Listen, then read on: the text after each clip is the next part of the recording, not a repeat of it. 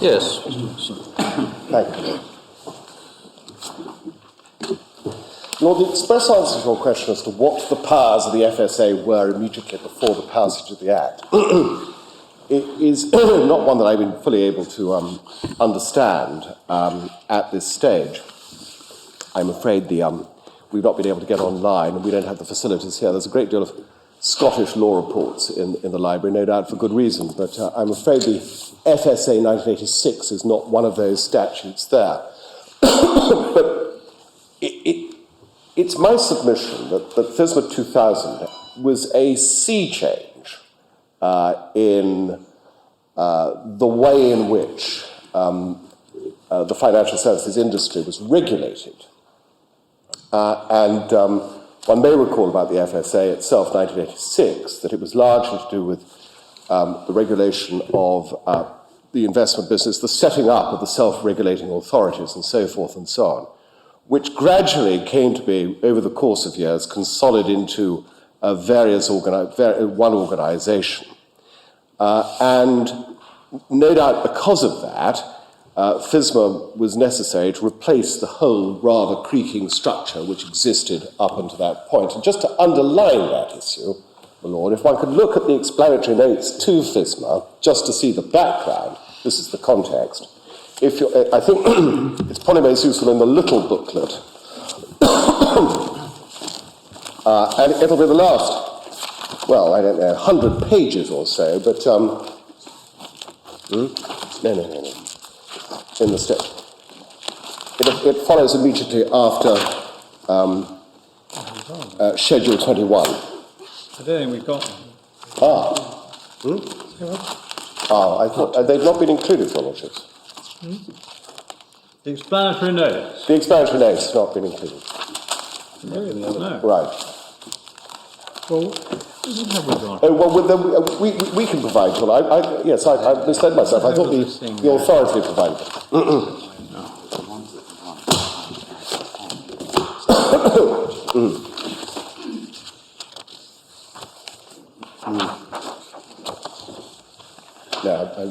No, I'm not supposed to.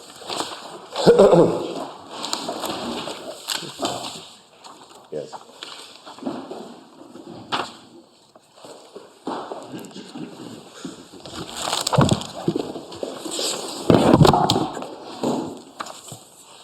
Sorry, is there a copy of this? Thank you. Never heard it.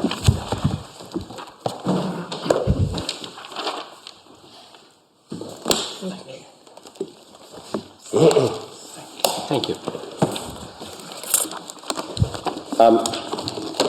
This should be at page 29 and thereafter. Well, after the case of Dixon.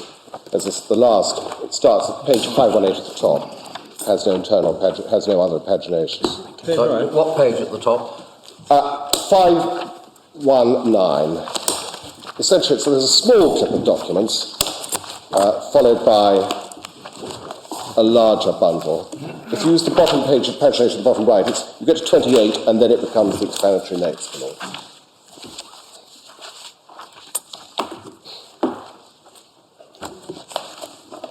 So there are a few within our original pink bundle, but this is the complete set.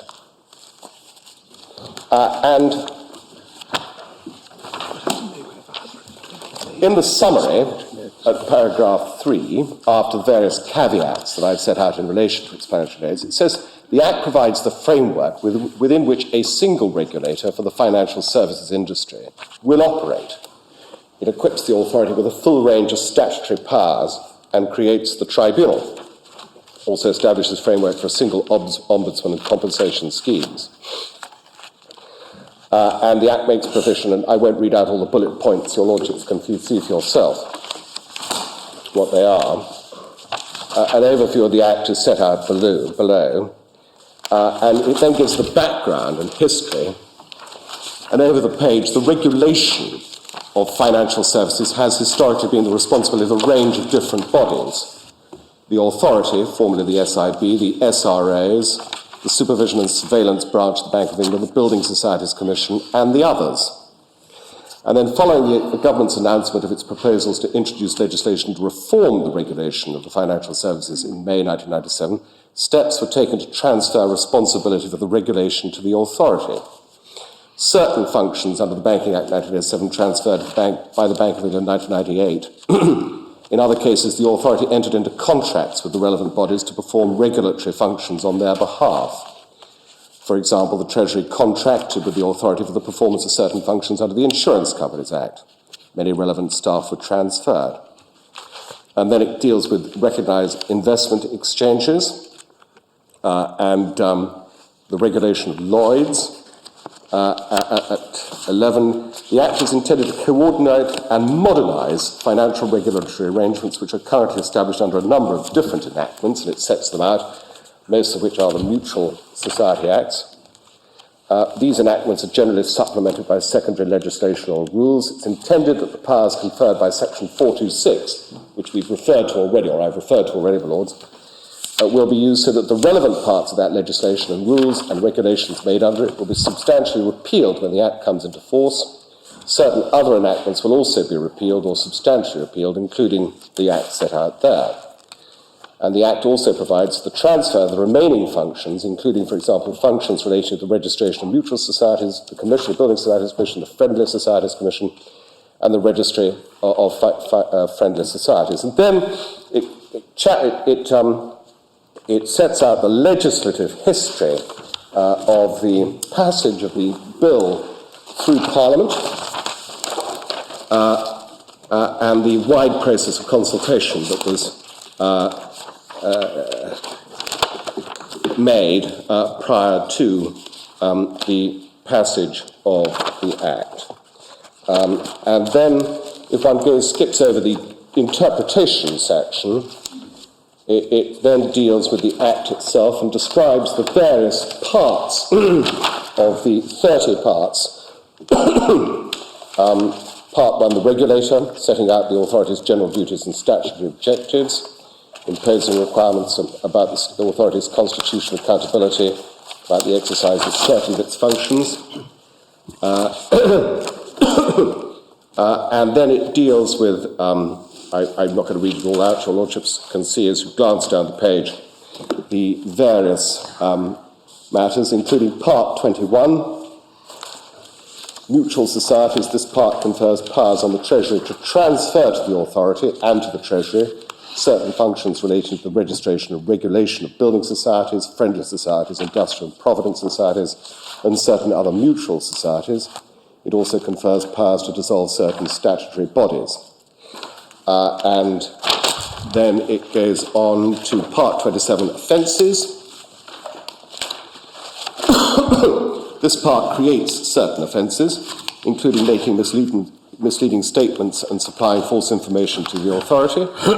It also makes general provision about offences under the Act and contains provision about the institution of proceedings, for example, under Part 5 of the Criminal Justice Act, insider dealing, and in relation to money laundering.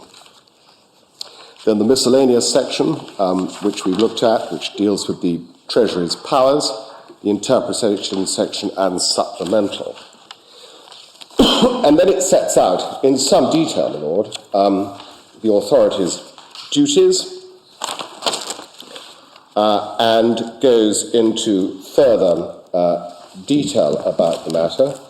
I am going to ask your lordships, please, to turn to the section in relation to offences. 619. It's 619. 619, thank you, yes. This part contains provisions which make it an offence to make misleading statements or engage in misleading practice in order to induce someone to enter into an investment contract. It also creates offences of misleading the authority and the DGFT. The first of these offences is carried over from section 47 and 133 of the Financial Services Act 1980, Section 35 of the Banking Act. It also provides that where a corporate body or partnership has committed an offence, then in certain circumstances its officers may also be guilty of that offence. In addition, this part contains general provisions on the institution of proceedings for offences under this Act. It gives the authority powers to prosecute insider dealing under the Criminal Justice Act 1993, to prosecute under the money laundering regulations, and to prosecute the offences of misleading statements and practices. Passing over 397, therefore, and going down to paragraph 710, this section, 401, this section confers powers to prosecute offences under this Act. That's an expression with which the Court of Appeal Criminal Division agreed. The Secretary of State and the authority can prosecute any offence in England, Wales, or Northern Ireland. Others can only prosecute with the consent of the Director of Public Prosecutions in England and Wales or in Northern Ireland, with the consent of the Director of Public Prosecutions for Northern Ireland. The Director General of Fair Trading can prosecute in England, Wales, or Northern Ireland for breaches of any prohibition on carrying on any CCA 1974 business he's imposed under Section 203. And then it describes the powers of the Treasury. For example, the Treasury could require the authority to comply with the Code for Crown Prosecutors. Your Lordship will remember I mentioned that point as one of the aspects of the powers. In Scotland, prosecution will be the responsibility of the Lord Advocate. Then Section 402. This section allows the authority to prosecute in England, Wales, or Northern Ireland two criminal offences which are not in this Act.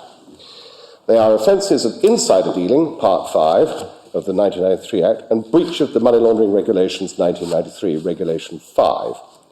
Subsection 2 and 3 give the Treasury the power to set conditions relating to the way in which the authority can bring proceedings for these offences. For example, the Treasury could require the authority to comply with the Code once clear. And there's a very notable difference, as your Lordship can see.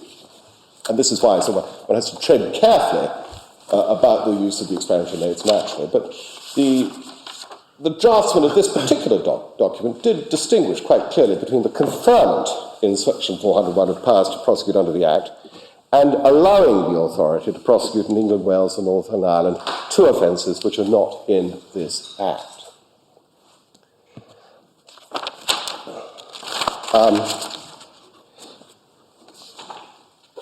And then just going ahead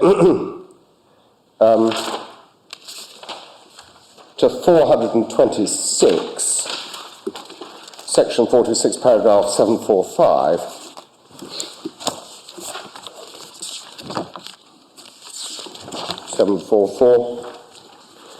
This part contains various supplemental provisions, for example, provisions as to parliamentary control over statutory instruments and provisions enabling the Treasury to make transitional provisions and consequential amendments. It also determines the name by which the Act may be cited.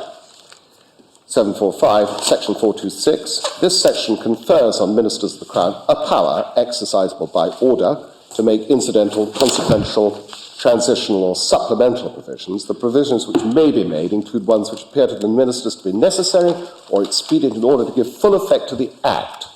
This power will be used in particular to make consequential amendments and repeals to other legislation when the Act is brought into force.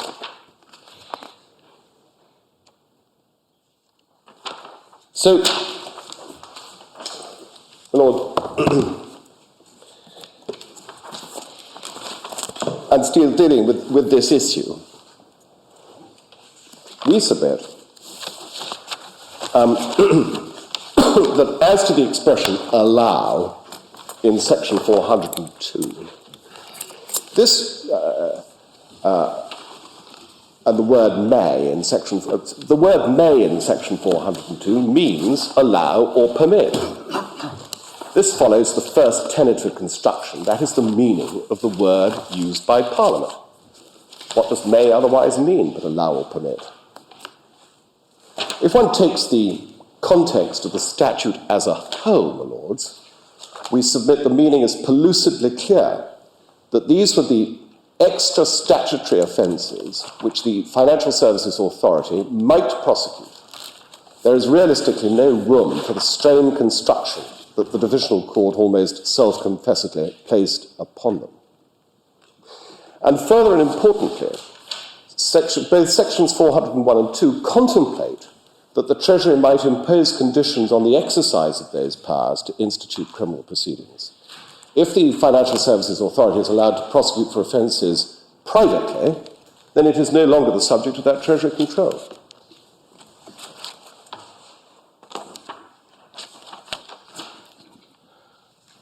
So,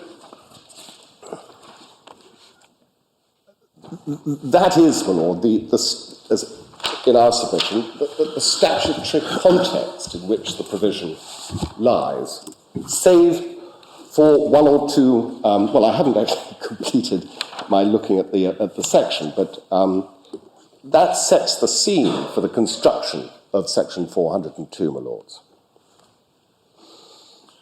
Can I turn to Schedule 7 to the Counter-Terrorism Act? Just before you do I'm that, so sorry, Lord. we looked before lunch at these transfer of functions or transfer of powers to institute proceedings. Yes, Lord. Would all the offences which were in that schedule now be in the Act and therefore covered under Section 401? I don't know, I'm afraid. You mean all the offences remember within the Schedule 3? You showed us... Schedule 3? Yes, exactly. Yes. I will find out, and I'll have an answer for your Lordship. I'm afraid I don't know the answer. I apologise for not knowing the answer straight away. I suspect, however, that they are, or the equivalents. That's my suspicion. Yes. I just wonder Yes. if you could confirm that. I mean, if one... Of course, equivalents, but I mean, that's the... if I can just quickly remind myself of precisely... You'll find on page 219 of that. 219. Thank you very much, my Lord.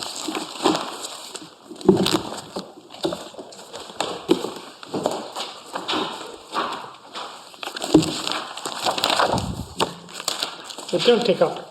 No, now. I mean, undoubtedly, It looks like... Article 7.1, yes. Yes. Investigation powers, yes. Forceful misleading, yes. Yes. I'd say yes. Yes.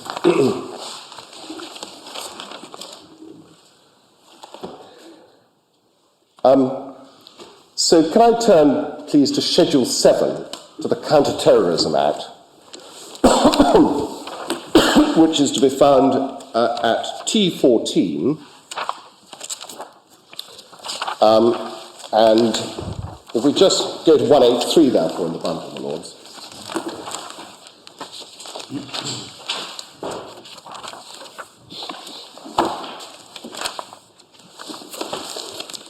What this Act was about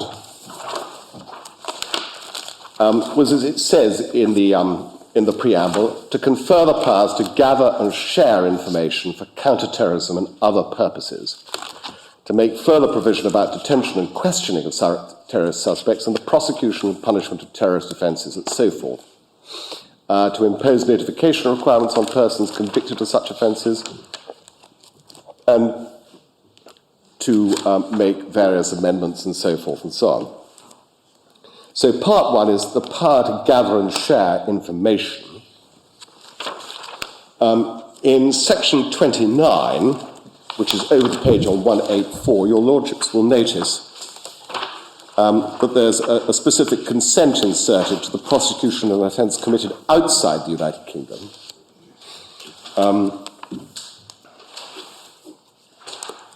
Then Schedule 7, which is the important one, is terrorist financing and money laundering. And first, the first provision in relation to conditions for giving a direction, and the second subparagraph of that is the first condition is that the Financial Action Task Force has advised that measures should be taken in relation to the country because of the risk of terrorist financing or money laundering activities being carried out. Then Part 2 is the persons to whom a direction may be given. At page 186, Part 3, the requirements that may be imposed by a direction, 189, page 189. Part 4 at 192, procedural provisions and licensing. Part 5, enforcement information powers. And then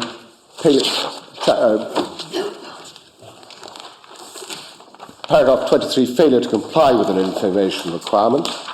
Then enforcement of civil penalties part 6, at 198, and then we get to 204, enforcement offences contained in part 7. Offences: failure to comply with a requirement imposed by a direction. A person who fails to comply with a requirement imposed by a direction under this schedule commits an offence subject to the following provisions.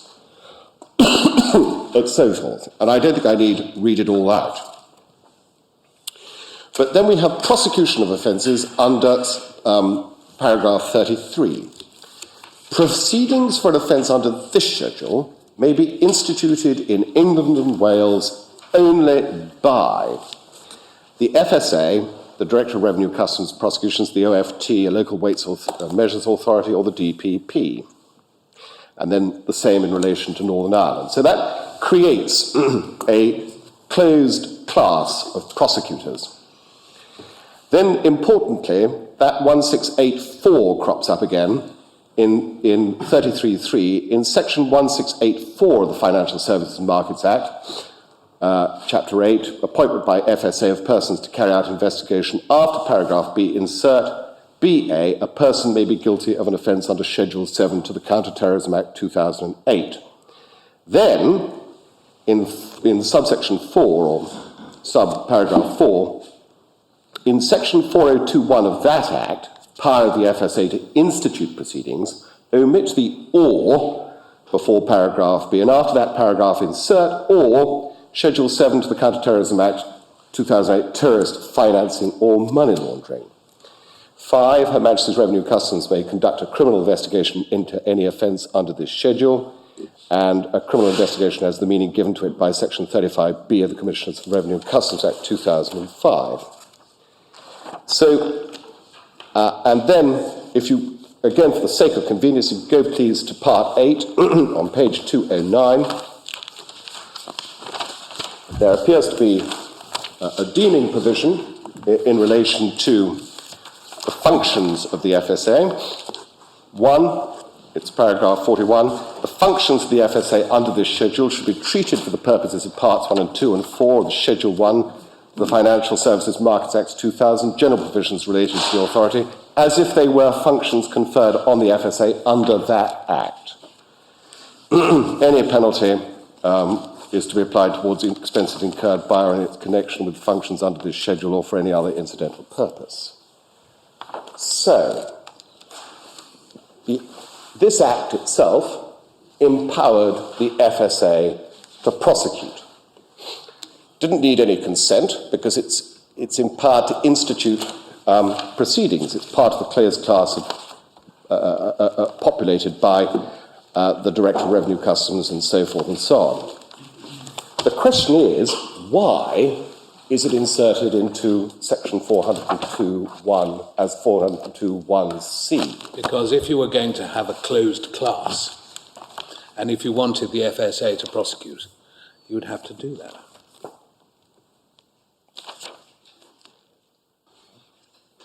I suppose you could just have it in section 33. You don't need to put it into the Act, into FSMA. I see that. It's there already. The answer, Mr. Well, the answer is in my submission that section 402 is not about the disapplication of consents. It may be in 402.1a, and there's an issue about 402.1b at the moment. But this incorporation into the statute of FSMA is clearly not about the disapplication of a consent. When you say it's necessarily implicit in this provision that but for it, they wouldn't have the power to prosecute. Yes. I mean, that's what you say. It's yes. Short and simple as that. Yes. Right or wrong. And I suppose you say that by putting it into 402.1, you then subject them to the condition making power of the Treasury. Exactly. In 2 and 3. Yes. Otherwise they wouldn't be. That's correct, Lord. Yes. So, as I'm developing it, what is the role played by section 402, which appears to be a selection of widely varied and not necessarily interlocking offences, if it is not a section which is a permissive one, allowing the FSA, in the words of the explanatory notes, to institute proceedings for 2, now 3 offences outside FSMA itself. I presume you would say that it makes no sense to have, I was trying to think, it would make no sense to have a wide-ranging power to institute proceedings by virtue of being just taking private prosecution proceedings, which would not be subject to these controls and so on, and yet to have a restricted class which for some reason were subject to these controls. Yes. It should be all, or it should be one or the other. Yes. And I suppose if one had been thinking, I was thinking out loud, if 2 and 3 were, if we envisaged having a general power of prosecution, one might have expected 2 and 3 to be generalised in a way saying that in any case where it's going to prosecute, it's subject to the conditions of... Yes. You see, there's an argument on the other side which says, because the statute, 402, didn't say the FSA may only institute these proceedings, there's no word only, but therefore the inference is that Parliament did not intend for this section to be limited. But it's our submission that if you look at the matter internally, that it is clear that it is such, it is so limiting, that there is a necessary implication there. Now, do we get, I'd see subsection 3 of section 33 refers to 168.4. I've just been looking at that. Does that offer a possible explanation for any of this? Well, I'm coming to that. I see. I think I'm about to come to that, No, I'm sorry. if I may. Now, yes,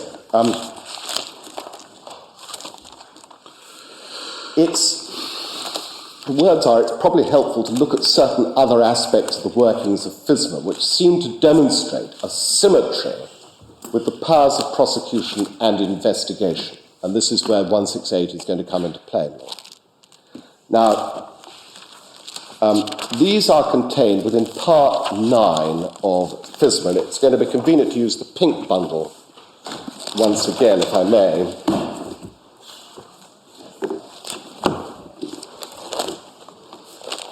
And to go back to tab 10.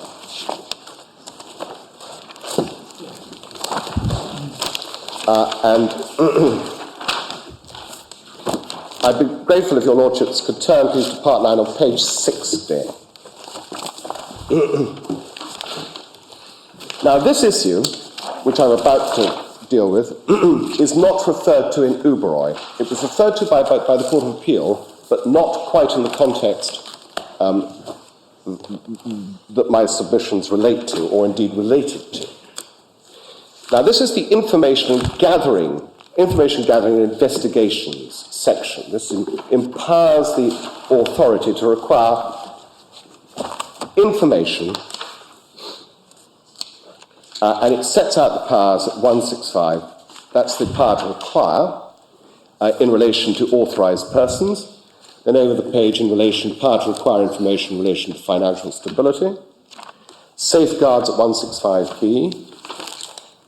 Various orders, reports by skilled persons. Then, 167. Appointment of persons to carry out general investigations.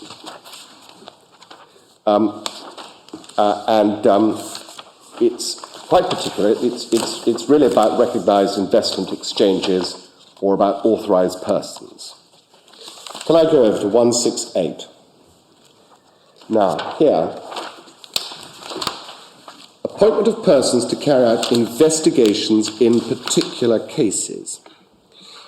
Subsection 3 applies if it appears to an investigating authority that there are circumstances suggesting that a person may have contravened any regulation made under Section 142, or a person may be guilty of an offence, various statutory offences within FSMA. Then, 2. Subsection 3 also applies if it appears to an investigating authority that there are circumstances suggesting that an offence under Section 24(1) or 397 of the Act, or under Part 5 of the Criminal Justice Act 1993, may have been committed. then there's a breach of the general prohibition, a contravention of section 21 or 38, or market abuse. Then, under subsection 3, the investigating authority may appoint one or more competent persons who conduct an investigation on his behalf, and it says subsection 4, therefore, is a new system. Subsection 5 applies if it appears to the authority that there are circumstances suggesting that a person may have contributed section 20, b, a person may be guilty of an offence under prescribed regulations relating to money laundering, a person may be guilty of an offence under Schedule 7 to the Counter-Terrorism, Terrorist Financing or Money Laundering, or may have contravened various other rules. So, I'm not quite sure I understand what the distinction is between the paths of appointment, though they are set out. It may well be. Well, I don't know. The FSA may understand what the difference. I'm afraid I don't. But there we are. There is a symmetry of powers of appointment to carry out investigation with the specified offences in 402. And it's a symmetry which is underlined by the fact that the Counter-Terrorism Act went to the trouble of inserting 4BA into that power of appointment.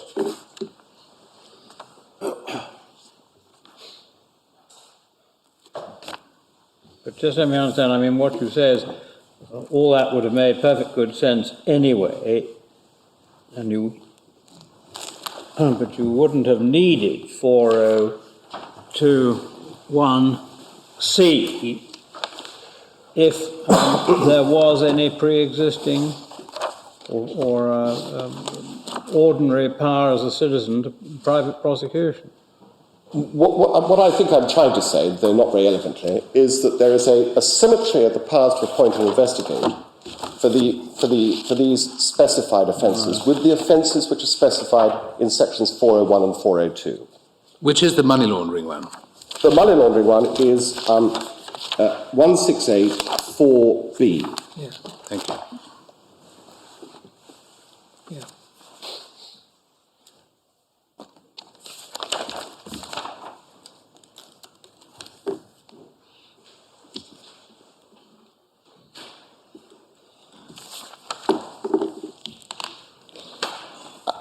And these powers are important as one goes on and looks through the rest of this part, because under powers, the powers section of what the powers of the person appointed start at section 171. These are general powers for persons appointed under 167. Then under section 172, there are additional powers of persons appointed as a result of section 168(1) or 4, where an investigator has the powers conferred by section 171. An investigator may also require a person who's neither the subject of the investigation, the person under investigation, nor a person connected with the person under investigation, to attend before the investigator at a specified time and place and answer questions, or b, otherwise to provide such information as the investigator may require for the purposes of the investigation. That's 172, dealing with one half of 168. 173 deals with the other half of 168. And as I said, I don't really understand why there are these separate powers. It may well be that some are more market-driven than others. Subsections 2 and 4 under section 1731. Subsections 2 and 4 apply if an investigator considers that any person, A, is or may be able to give information which is or may be relevant to the investigation. The investigator may require A, to attend before him, answer questions, B, otherwise to provide such information. So those are the powers. Are these offences that were transferred under the various building society and friendly society legislation, I mean, have you got the same investigatory powers with regard to those? Well, they cannot be the same, my lord, no. I'm afraid they can't be the same. I'm just wondering how the symmetry, how far it applies. Well, I'm afraid I haven't investigated whether there is a symmetry which pre-exists FISMA. FISMA is a completely new statute in my submission, which confers completely separate and new powers on the inspectors appointed by the FSA, and there is a symmetry between the offences which they are permitted to investigate, permitted to prosecute, and the powers of the investigator to investigate. I know, but does the symmetry continue after this act in respect of these Friendly Society, Building Society powers of prosecution, which I think you accept will transfer to them?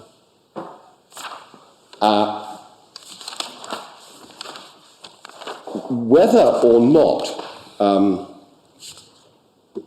the powers specifically relate to the Building Society offences, I don't know.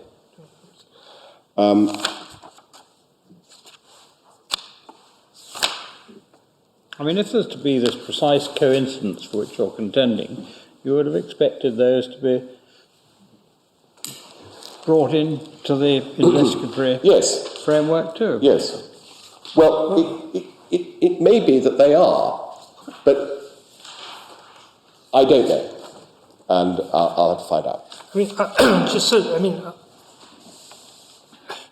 is the basic difference between the ones that subsections 1 to 3 and 4 and the rest, is it between things which the Secretary of State and the authority may investigate in subsections 1 to 3, and the other ones are ones which are confined to the authority? Because one place it talks about the investigating authority defined as the authority or the Secretary of State, and that's what one finds in 1 to 3, whereas the second lot seem to be ones which are the authority. Well, subsection 2 of section 168, it appears to an investigating authority. Yes, and it's defined in subsection and 6. Subsection 5 is the authority, isn't it? Yes. Thank you very much indeed, Lord. Yes, right.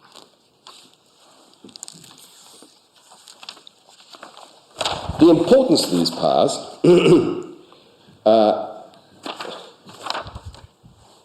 is as follows.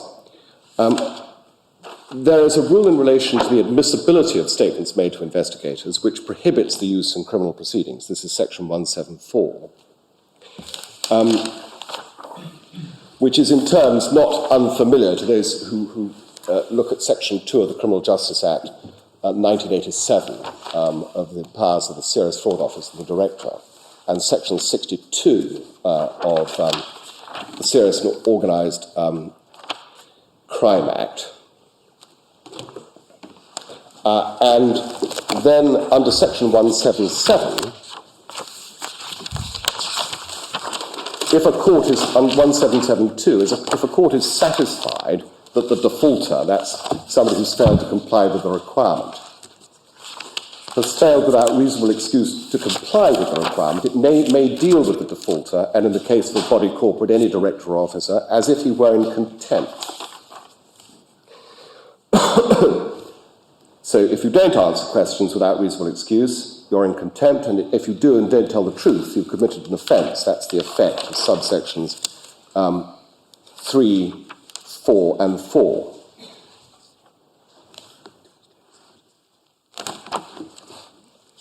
Is this like the sort of old DTI investigations? Is this? Well, it's a bit more than that, because there are compulsory powers to requisition information and so forth and so on, backed up with criminal sanctions.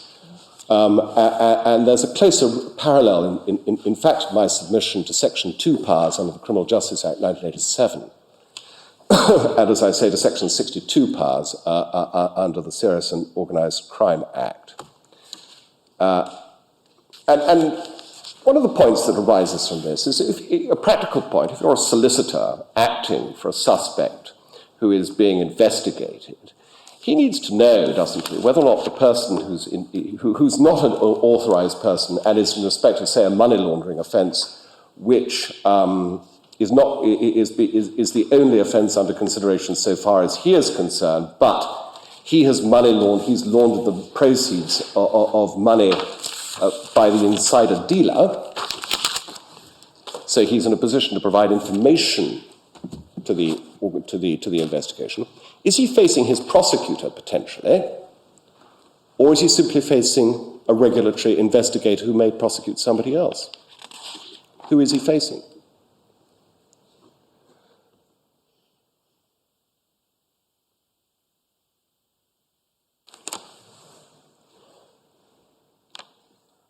when one looks at the reasonable excuse, if you fail to say anything, is it a reasonable excuse to say you're trying to prosecute me for money laundering?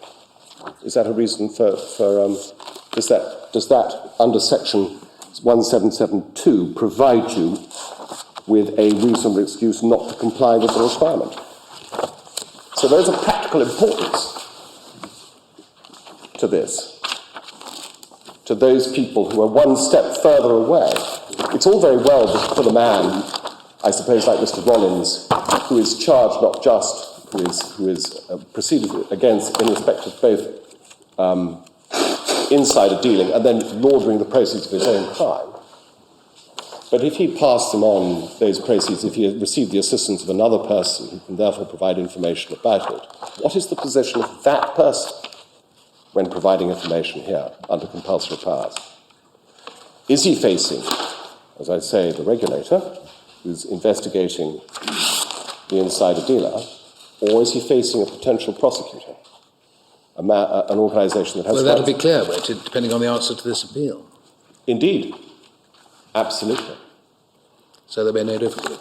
There'll be no difficulty because it'll There'll be be no clear what the difficulty. position You're not is. It'll be either decided one way or the other, and whichever way it's decided, the answer to that question won't give rise to a difficulty. But the point I'm making, Lord, it is a matter of some significance on a practical level. What are the powers of the FSA to prosecute money laundering? Can they effectively institute proceedings for money laundering alone and nothing else? Why not? I thought you said that's what they had to do. No, Lord. Oh, no, money laundering, I'm sorry. No, money laundering sorry, is substantial offences of arranging, acquiring, and so forth, transferring. Can they proceed for that offence? What is the scope of their prosecutorial power? It's a not unimportant question. They are undoubtedly the lead investigator and prosecutor for the offences within the statute, dealing with the regulated industry, dealing with unauthorised behaviour, and they are also responsible for the prosecution of one or two offences outside that, the insider dealing, the Schedule 7, and the breach of the regulations. But are they prosecutors? Can they lay an information and proceed in respect of money laundering itself, by itself? You see, I know that we've all been told, I've been told, by His Honour Judge Wadsworth, Queen's Counsel, and indeed the Court of Appeal, not to pay any regard to the enforcement manuals that the FSA have issued over the years, where there's been this, and they're set out, I won't take you to them all, but originally they said, we can prosecute for these specified offences, and then they said, well, we can prosecute for these specified offences and ancillary offences, offences connected to the offences specified. But is that a reasonable halfway house at all? In my respectful submission, it's not. The acid test is, can they prosecute for money laundering, the substantive offences of money laundering, by themselves or not?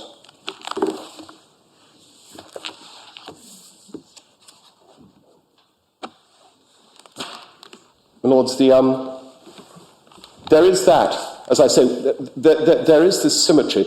There's also another smaller aspect in relation to this, which was not referred to either in Ubroy or in the Court of Appeal. I think I can take this very shortly. Could your Lordships please go to page 80?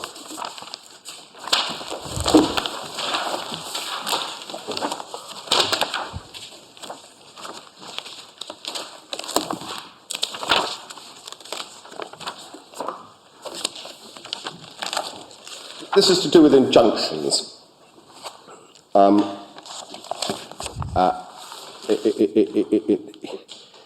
If on the application of the authority or the Secretary of State, the Court is satisfied that there's a reasonable likelihood that any person will contravene a relevant requirement, or that any person has contravened a relevant requirement, and that there's a reasonable likelihood that the contravention will continue or be repeated, the Court may make an order restraining the contravention.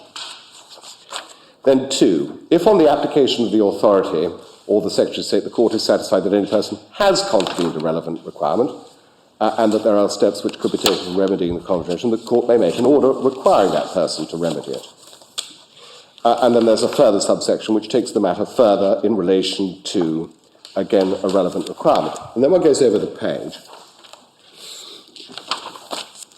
Subsection 6, relevant requirement. A, in relation to an application by the authority, means a requirement, 1, which is imposed by or under this Act, or 2, which is imposed by or under the terms of any other Act, and whose contravention constitutes an offence which the authority has power to prosecute under this Act. And we submit that what that means effectively is that 6A2 must refer to offences under 402, and it describes the nature of the power conferred as a power to prosecute. Not a power to institute proceedings, but a power to prosecute. What does the FSA say about that? What does the FSA say about that? It's set out, as I recall, in their case. Well, I'm not asking you to fish about in the case, but if, we'll discover. They don't agree with all. I mean, Miss Smith, say some tiresome person went into their offices and pinched all the handbags of all their female staff, and the local police force simply weren't interested enough and weren't going to prosecute. I mean, couldn't the FSA bring a private prosecution in respect to that? Does Jones and Wally throw any light on this? Jones and Wally certainly throws light on private, and I'll come to the issue of private prosecution.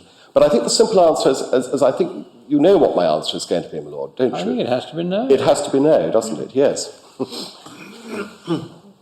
the FSA may well be wrong on this point. I can well understand that it might be said that the expression, an offence which the authority has power to prosecute under this Act, is in fact a reference to Section 402. But that doesn't really bear on the main issue we're considering, does it? Well, Lord, it's my job to point out such material as I can to make good the submissions that I do. I place that for your Lordship's consideration.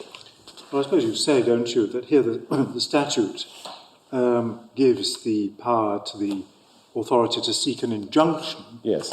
And it would be rather strange if the statute was intended only to apply to give power to seek an injunction in aid of certain prosecutions, but not others. Yes. Yes, Lord.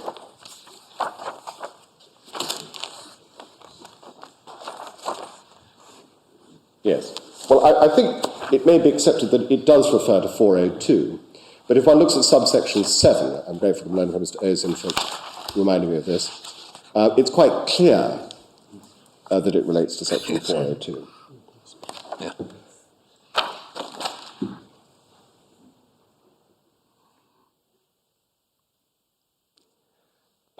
In paragraph A2, for which the authority has power to prosecute under this Act, substitute mention paragraph A or B of section 402. It wouldn't go to, I suspect it doesn't apply to the Counter-Terrorism Act, because that simply confers a power to require things, which is an offence not to comply with the requirement. Now, Lord, can I just turn to Uberoi, please? This is in the authorities bundle at tab 10.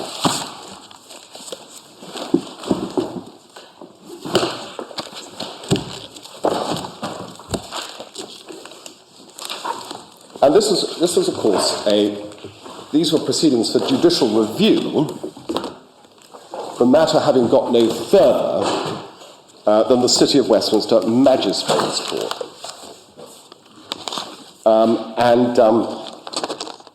Summonses had been issued against the claimants for insider dealing. And the simple complaint was that Section 4012 did not disapply the consent. There was no consent, and therefore there was no power to prosecute. That was the simple issue in the case. And it was agreed that if consent was required, any prosecution without the necessary consent would be a nullity. Can I take your lordships to page 264 and just point out paragraph number 10, letter B. Insider dealing was first made specifically unlawful by Section 68 of the Companies Act, 1980. Section 72 of that Act provided for criminal penalties on conviction.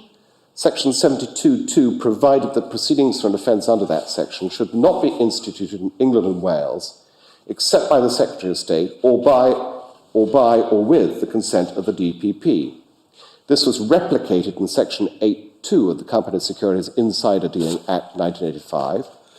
Section 209 of the Companies Act 1989 amended the wording of Section 8.2 of the 1985 to prohibit the institution of proceedings except by or with the consent of the Secretary of State or the Director of Public Prosecutions. So that's quite an interesting sort of short history of the commission of the offence of insider dealing, which was not criminal in this country until 1980. Meanwhile, the Criminal Justice Act 1987 established the Serious Fraud Office, whose director was given power by Section 1.5 of that Act to institute and have the conduct of any criminal proceedings which appeared to him to relate to serious or complex fraud. Paragraph 4 of the Schedule 1 of the 87 Act expressly disapplied for the director of the Serious Fraud Office any statutory requirement to obtain the consent of the DPP or any other person. Mr. Kelsey Fry, Queen's Counsel, who appeared for the FSA, suggests that this enabled the Director of the Serious Fraud Office to institute proceedings for unlawful insider dealing without consent. That may perhaps be so if the insider dealing also constitutes complex and serious fraud, which it may or may not do. Mr. Kelsey Fry accepts that Schedule 2 to the 1987 Act, which sets out consequential amendments, does not mention the 85 Act. It seems to me distinctly questionable whether Mr. Kelsey Fry is entirely correct to stress, as he repeatedly does, that the people whom Parliament intended to institute specific proceedings without consent for the statutory offence of insider dealing included from the inception of the 1987 Act the Director of the Serious Fraud Office. Whether that's correct or not, it's evident that there may be circumstances of complex and serious fraud where the statute enables the Director of the Serious Fraud Office to bring such proceedings without consent. The 1987 Act is, in another sense, unhelpful to the FSA case and correspondingly of some help to the claimant's case, because paragraph 4 of Schedule 1 is a closely related statutory provision where Parliament thought it necessary to disapply a requirement for consent expressly for the Director of the Serious Fraud Office, but no equivalent express provision is to be found in the FSA 2000. So there is that anomalous situation which persists to this day. And then the history of the matter. And then the claimant's case is set out at paragraph 15. 1. The requirement for consent is a protective safeguard embedded in insider dealing legislation going back to 1980, which should not be removed without express language. 2. Section 402 of the 2000 Act does not attempt to modify Section 61.2 of the 1993 Act. The meaning of Section 402 is clear. 3. When Parliament intends to make such a modification, it does so expressly. See paragraph 4 of the Schedule 1 to the 87 Act. 4. The juxtaposition of Section 401 and 402 of the 2000 Act is striking. Section 401 expressly addresses the question of consent for instituting proceedings for offences under the 2000 Act. The very next section says nothing about consent, and yet is said to modify an existing statutory provision by implication only. Section 401 provides for the new regime. Section 402 inserts an existing regime which is yet to be read in the light of its history. The words of Section 402, proceedings for an offence under Part 5, may be read as positively affirming the provision of Part 5 of the 93 Act, which includes Section 61(2). Dispensing with the need for consent would require for very few words. 7. Parliament plainly regarded it necessary to give certain people express power to institute proceedings, since all other official prosecutors were given such power, that is to say, the Secretary of State, the DPP, and the Director of the Serious Fraud Office. 8. Requiring consent for the FSA to institute insider dealing prosecutions is not consistent with the general intention to put the FSA in the forefront of the general regulation of financial markets. There's no absurdity in the need to require consent. The FSA is subject to possible instruction from the Treasury under 402. They're not a specified prosecutor under Section 71(4) of the Serious Organised Crime and Police Act. Well, they are in fact now, as a matter of fact, by Section 71(4)(da), which was inserted by the Coroner and Justice Act 2009, Section 113(33)(c). 9. The decision of another division of this court in Securiplan is not parallel because the issue was whether the SIA had powers to prosecute at all under the general powers of Section 1(3) of the PSI Act 2001. Mr. Kelsey-Fry submits that the FSA is a company limited by a guarantee and as such is entitled as a private person to institute criminal proceedings for offences without the need to seek that power from statute. He submits that the purpose and effect of Section 402 of the 2000 Act must therefore be to achieve concurrent powers with the Secretary of State and the Director of the Serious Fraud Office, such that the FSA is added to the list of those by whom proceedings for an offence under Part 5 may be instituted. He submits that reading all the legislation together, the effect of Section 61(2) of the 93 Act is now proceedings for an offence under this Act part shall not be instituted in England and Wales except by 1, the Secretary of State, 2, the DPP, 3, the Director of the Serious Fraud Office, or 4, by the FSA, or 5, with the consent of the Secretary of State. Then there is, I think, a large degree of unreality in suggesting that the FSA should be simply viewed as a private person. The form of the submission I've just recounted as to the effect of Section 61(2), read with other legislation, has the air of creative statutory amendment, which Parliament did not undertake. I've already expressed a degree of scepticism about including the Director of the Serious Fraud Office without qualification within the ambit of Section 61(2) of the 93 Act, although we're told that the SFO has undertaken insider dealing prosecution. More promising, however, is Mr. Kelsey-Fry's submission as to the shape and structure of the 2000 Act, the role given to the FSA under it. It's a huge statute, 433 sections, 22 schedules, 488 pages of Halsbury statutes, not a great deal of which is editorial. On one view, it's an example, regrettably not unique, of statutory overload. Quips about war and peace come to mind. It's neither reasonable nor proportionate to attempt to understand it and to fit it all together in detail, but the main lines are reasonably clear. And then he sets out, and I don't think I need to repeat them all, what the various parts do.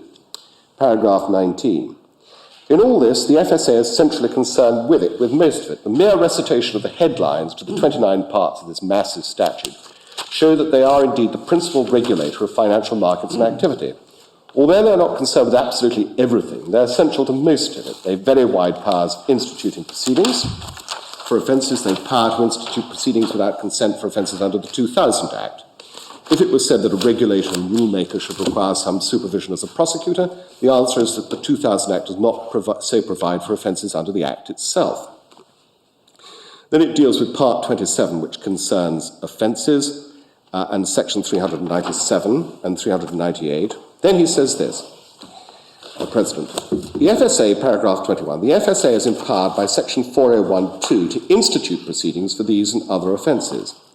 These offences are not the same as or identical to insider dealing, but one can readily envisage circumstances in which both kinds of offence are raised for consideration. So that's similar to 397 and 398.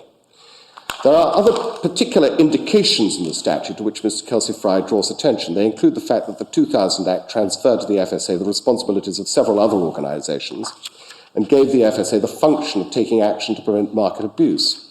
Section 1.1 provides that the FSA is to have the functions conferred on it by or under the Act. Section 2.2 sets out the regulatory objectives. These include market confidence and the reduction of financial crime. By Section 3, the market confidence objective is to maintain confidence in the financial system operating in the United Kingdom. It includes financial markets and exchanges, Section 3, financial crime, includes any offence involving fraud or dishonesty, misconduct, or the misuse of information relating to financial market or handling the proceeds of crime. Mr. Kelsey-Fry submits this shows that instituting proceedings for offences of insider dealing falls squarely within the FSA's objects and regulatory objects. This is, so he says, independently of the existence of Section 402. Part 8 of the 2000 Act, which deals with market abuse, defines it in Section 118 as including A, the misuse of information not available to the market, creating or false or misleading impression. And a code must be issued. There's various things about fines and so forth. Section 168 empowers the FSA or the Secretary to appoint persons to conduct investigations on behalf in circumstances suggesting that an offence under 397 or under Part 5 of the Criminal Justice Act may have been committed. Section 168(2) appears to bundle offences under the 2000 Act together with those under Part 5. Section 130 provides the Treasury to issue guidance for helping the relevant authorities and so forth. And Section 13303A provides the relevant authorities, the Secretary of State, the FSA, the Director of the Serious Fraud Office, and the DPP. Mr. Kelsey-Fry submits that, bearing in mind the regulatory objectives, the FSA's powers under the market abuse regime, encompassing conduct capable of amounting to offence under Section 397 and the conduct amounting to insider dealing, the FSA's role in deciding between the civil and criminal regime for Section 397 insider dealing, the FSA's duty to give guidance as to acceptable conduct, and the FSA's power to appoint investigators, it is to be expected in the light of all that the regulator of the FSA should have identical prosecutorial powers in respect to both offences. In my judgment, taken as a whole, and in light of the 2000 Act as a whole, this is a powerful submission. It is submitted that is clearly the effect of Sections 401 and 402. Section 401 gives the FSA effective control over prosecutions for the new offences created by the 2000 Act. And Section 402 gives the FSA concurrent powers with the Secretary of State, the DPP, and the Director of the Serious Fraud Office in respect of insider dealing. It's suggested that misuse of information and insider dealing is as much a part of the regulator's concern as behaviour amounting to an offence under 397 of the 2000 Act. Mr. Kelsey-Fry points out that the obligation to comply with the conditions or restrictions imposed by the Treasury is replicated exactly in 4022 and 4023. He submits that the purpose of Section 4021A cannot be simply to give the FSA a mere power to institute proceedings under Part 5, which technically it doesn't need. It must be to complement Section 4012 and place the FSA for the purpose of Part 5 in the equivalent position to the Secretary of State. On the wording of Section 402, Mr. Kelsey-Fry submitted that instituting proceedings there means laying the information required. That cannot lawfully be done if consent is required, and there has been no consent, and that therefore Section 402 gives power to institute proceedings which must be intended to be without consent. Otherwise, the provision that the FSA should be able to institute proceedings would not be achieved. He says that this makes the FSA one of those who may institute proceedings. Then the decision. As a narrow argument of construction, I do not find this persuasive. As Section 61(2) of the 93 Act makes clear by the use of the word institute proceedings and obtaining any consent necessary to do so are different things. Nevertheless, as will be apparent, I consider that narrow construction in the end does not succeed.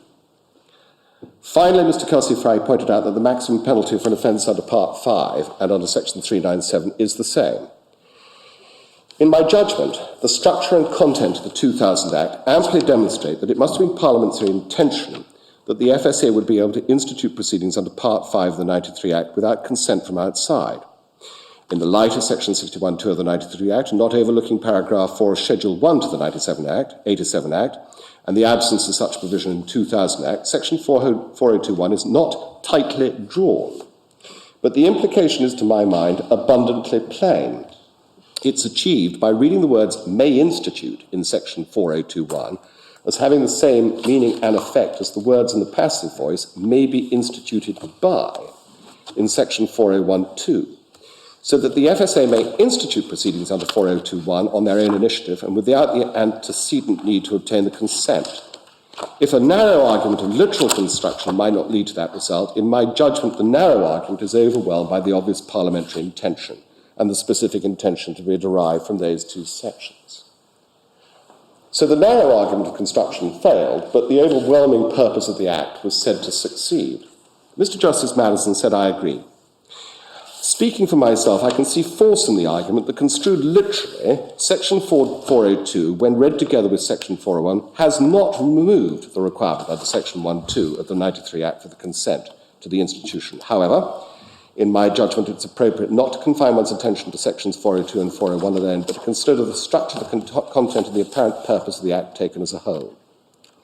Viewed in that light, for the reasons given by Sir Anthony May, President, a conclusion that the requirement for consent under Section 61.2 of the 93 Act remains in place would, in my judgment, lead to such anomalies and inconsistencies that it must have been Parliament's intention in passing the 2000 as a whole Act as a whole to remove the requirement of consent that I've referred. So, it is very noteworthy, is it not, my lords, that no consideration was given to the effect on this section of sections 402(1)b and c. There's simply no mention in the arguments of counsel or the judgments of the Divisional Court.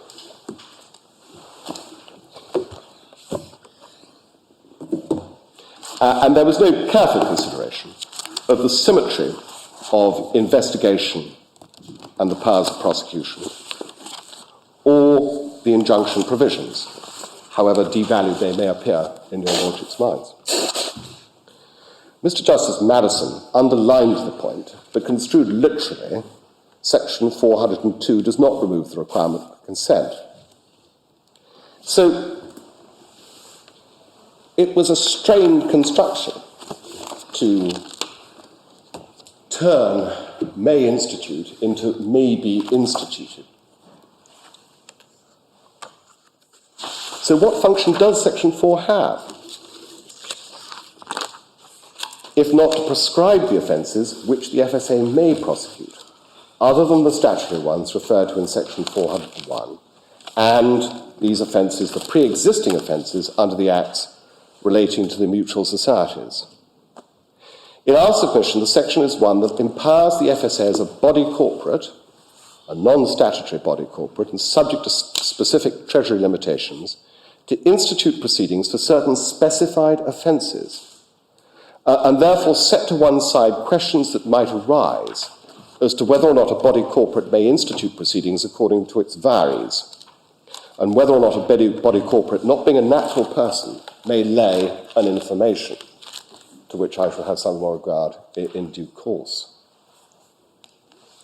So that's the scene set by the Uberoy case. And with that in mind, one turns to what happened in Rollins. Now, of course, this is in the core bundle. I should say, my lord, that to the best we've just got the approved judgment. For the record, my lord, it's reported at 2010, 1 All England's 1183, and at 2010, 1 Criminal Appeal Reports 14. Criminal Appeal Reports what? 14. So 2010, 1 All England's 1183, 2010, 1 Criminal Appeal Reports 14.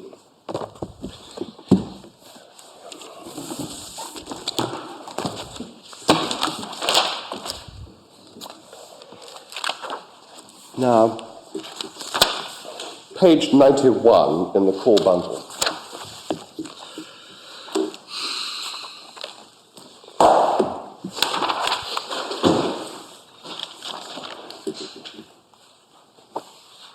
The central issue, said Lord Justice Richards, in these appeals, is whether the Financial Services Authority has power to prosecute offences for money laundering.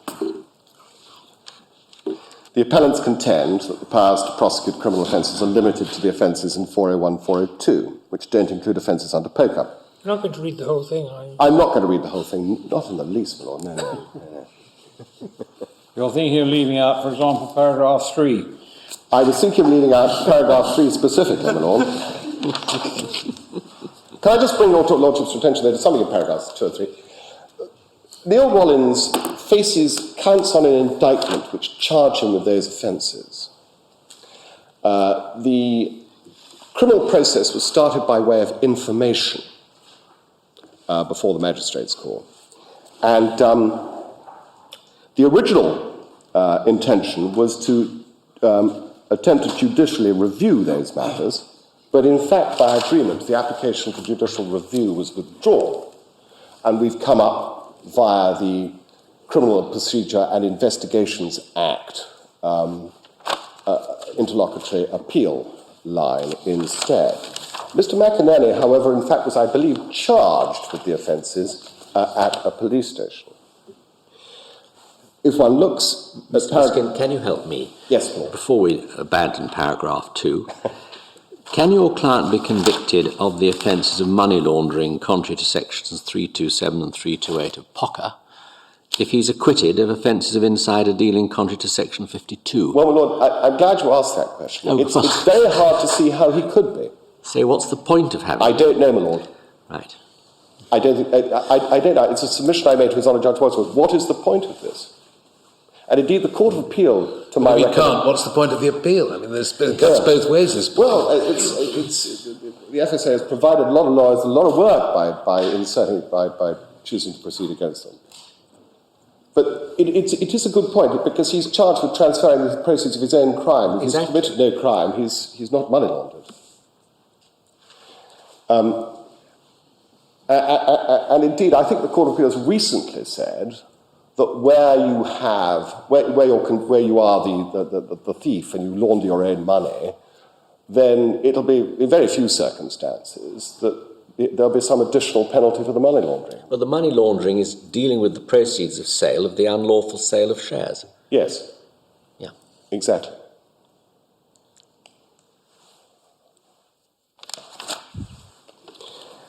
The structure of the FSA is set out at paragraphs 4 and 5. The memonarts are referred to in detail, which are also in the bundle. How many counts are there? Is there an indictment? There is an indictment. How many counts are there? Oh, I can't remember. Is there a copy of the indictment? I think is it in our case? No, I don't. We haven't seen it. Thank you very much indeed, Mr. Perry.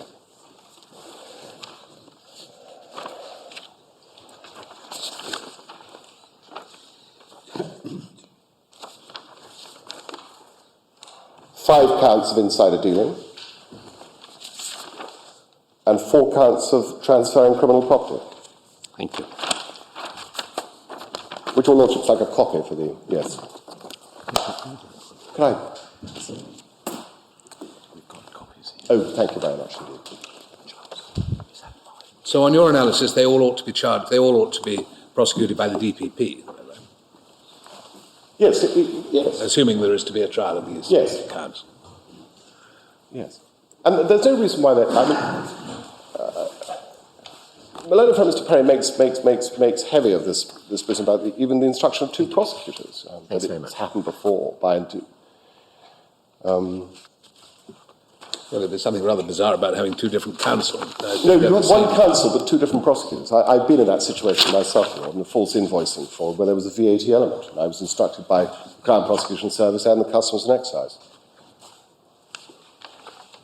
It's not very desirable. It's not desirable, my Lord, of course not, no. I respectfully agree, but that in fact was at that time the effect of Section 145 of the Customs. And why does it make any difference to your client whether they're all charged by whether the prosecution is the DPP or the FSA?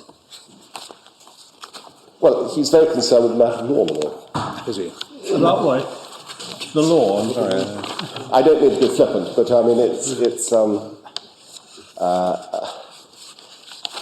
Who may prosecute under section 327 and 328? I'm saying someone? Who may prosecute under sections 327 and 328? Who do they prosecute? Who may prosecute? Is it only the director? It's open, my Lord. Anyone can prosecute. Anyone. It's a CPS prosecution, isn't it? It's normally a CPS prosecution, or it may be the Director of the Serious Fraud Office. But anyone may prosecute. Anyone theoretically may prosecute. If that is so, what is the policy reason for excluding the FSA from the broad category of potential prosecutors? My Lord, I don't know the answer to that question, because that may well be lost in the legislative history. But as I said at the beginning, my lords, the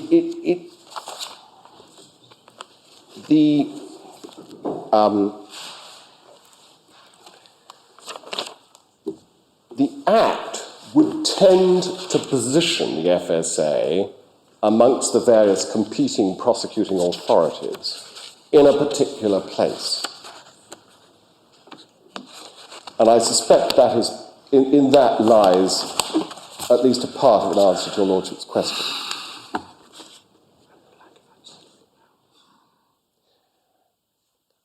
The FSA is really concerned with offences of market abuse.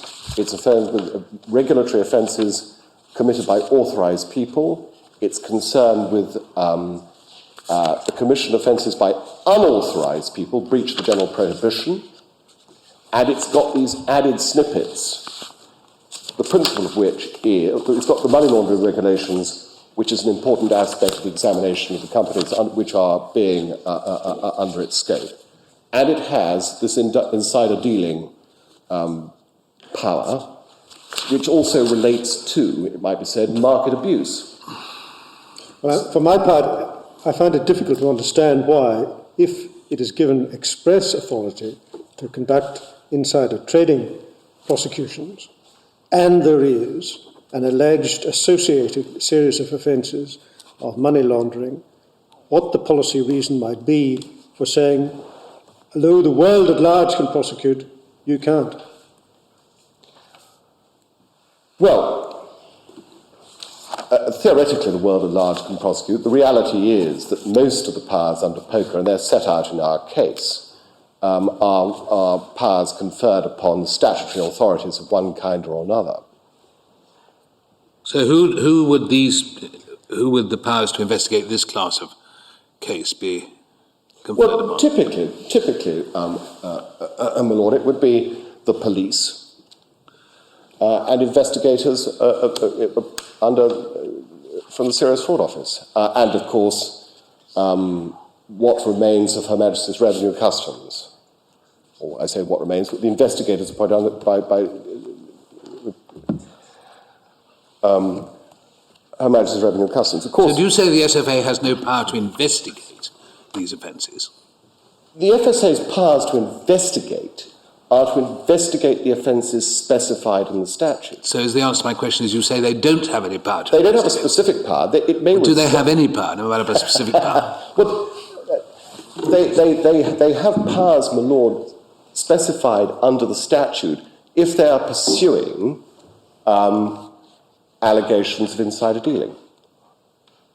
Now, it may well be... So if they're investigating offences or alleged offences of insider dealing, and the fruits of the insider dealing are being money laundered, they surely have, as my Lord Kerr says, they surely have the powers to investigate both.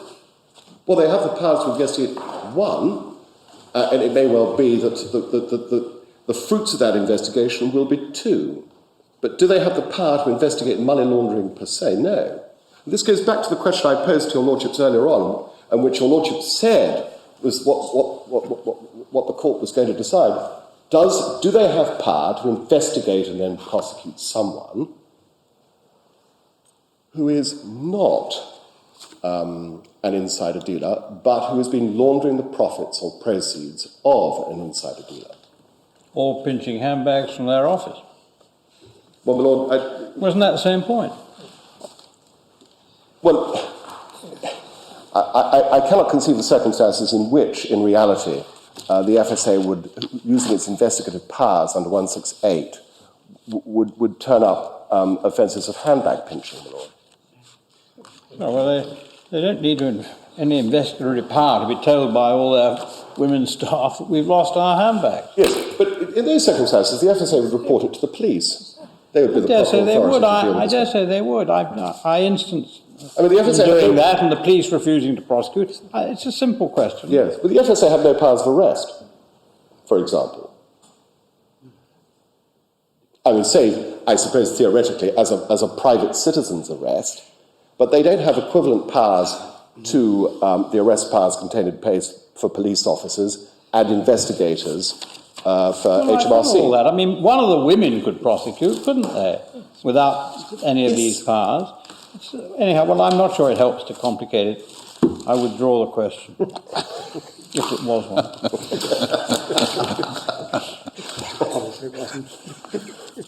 My Lord, I'm not saying for a moment that the position does not create a number of anomalies.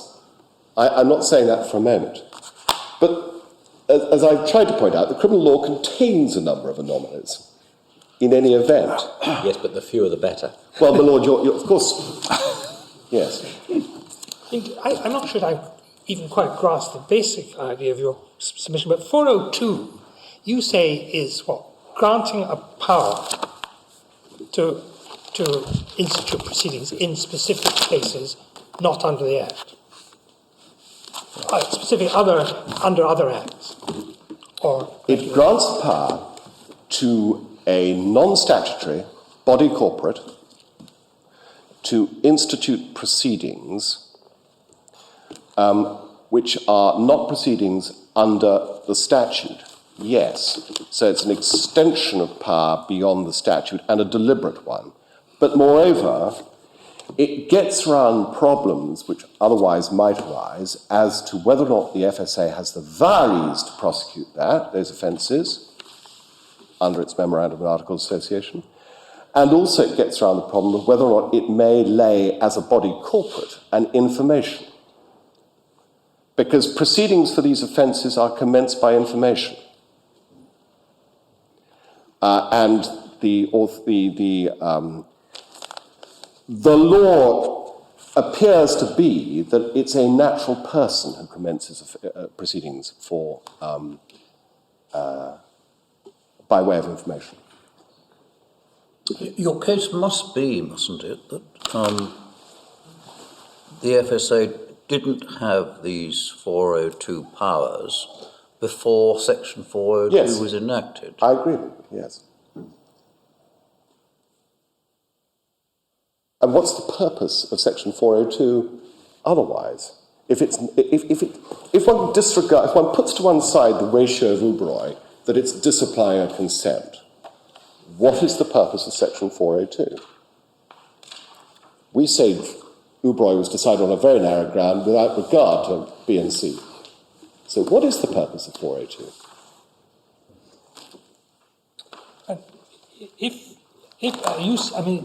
I'm just still trying to understand. You say, do I understand it, that where Parliament has specified Yes. in 402 that it can prosecute, then in that situation you imply, is this right, that it's like the Kaiser's Royal Hotel or something like that, where Parliament has said what you can do, the implication is that you don't have common law powers to do the other things. Yes. That is exactly it, my Lord. It must be. That must be my case. It must. As I said at the beginning, 402 is the proper construction and interpretation of 402 is absolutely essential to this to my submissions. What is the role of 402 if one leaves to one side the disapplication of consents? What is the purpose of it? It fulfills virtually no function other than the one which I submit that it fills. Well, it just spells it out.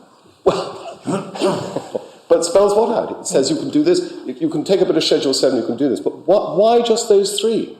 Well, could have said in it. There's nothing. The case against you is that there's nothing in the wording or the language which excludes any other power they might have. And if they have another power, then they have another power. Lots of people have all sorts of powers, common law, under statutes and the like.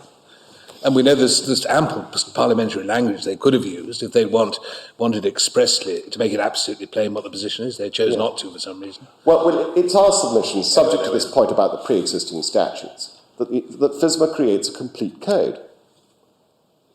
That's our submission. Having started one of these 402 prosecutions, because if Uberoi is right and so forth, well, either way, you've started it. You don't need anybody else's consent to it.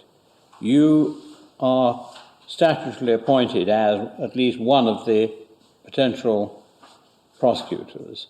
Can the DPP step in and strangle it? Yes. He can. Still, even though he still can, even though you're told that you're entitled to prosecute it.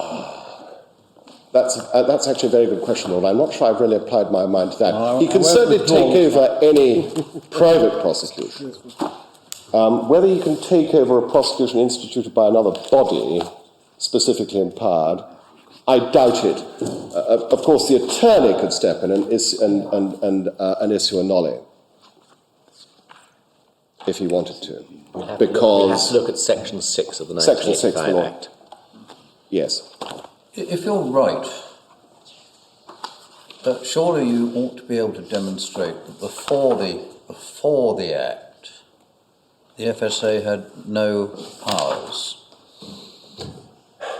Lord, Or no relevant. yeah, our position is that the FSA before the Act was confined to the prosecution of offences which it was empowered to prosecute on the transfer of functions. That's our position. It was if one looks at the way in which those powers were doled out little bit by little bit, subject to extraordinary conditions which they had to meet, it's our submission it'd be quite extraordinary if, lurking beneath the surface, like a growler in the South Atlantic, there was this massive iceberg which said, I can sink any ship that's travelling through the sea. But the only trouble is that everybody else can sink the other ships. But not everybody else is the Financial Services Authority with powers to investigate. I mean, it's not obvious that little Mrs. Smith down at 46 Station Road should have a greater power to do it than the FSA. It is odd, but my Lord, it is the dispensation. I mean, no doubt the regulated industry, the banks and so forth, looked at this legislation very carefully. And they said to themselves, right, the power here, if it was to go into a bank, it could go in to look at the money laundering regulations, it could go in to look at insider dealing, but it's not there to investigate us as a money launderer. But it wouldn't follow from your losing this appeal that they would have that power, would it? Because this case is only about power to prosecute. Yeah. If they have a power, if qua member of the public, if you like, they have a power to prosecute, that doesn't give them a power to investigate, does it? Well, now, that may all be very unsatisfactory, but yes. that is the position. I may have, my wife may have the right to prosecute for stealing her handbag, but I don't know what power she has to investigate that. Well, she has virtually no power to investigate. But that would be the same position here. I mean, you need all the statutory powers to investigate many of these offences. You wouldn't get through the front door. Precisely. Of a bank. So it's right, isn't it, that whatever the result of this appeal, unless one says with Lord Kerr that it's implicit in the provisions we have at the moment that they must have a power to investigate because it's all one investigation. But absent that, then the mere fact there's a power to prosecute privately doesn't give a right to investigate, does it? At any rate, with all the statutory powers. You need the statutory power. You need the statutory powers. Yes. And they aren't there on anybody's case. Yeah. But as I said, the acid test still remains. Can they prosecute what I call the third party? Can they prosecute the money launderer by himself, who's laundered the proceeds of Mr. Rollins' crime of insider dealing? Can they do that?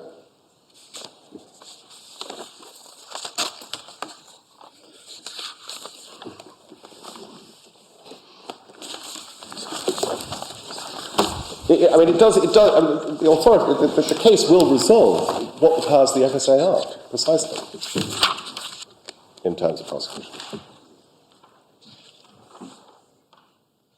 What is the scope for the FSA to prosecute? And it must. Because we can't have a little mini judicial review every time they choose to prosecute somebody with some other offence.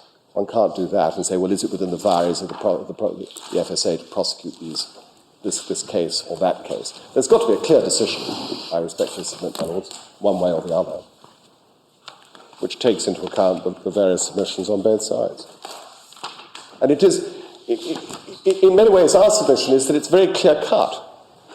Parliament made a clear cut. They made an easy cut. There's no fudge. There's no fuzziness around the edges. It's absolutely crystal clear. These are the ones you can prosecute. You can't prosecute those. If you want to prosecute those, hand it over to the police. They'll do it. These are your powers. These are your investigative powers. these are the ones you can prosecute. Lord, the essence of the decision in the case of Rollins are to be found in a few paragraphs. I start at paragraph 16, the central issue.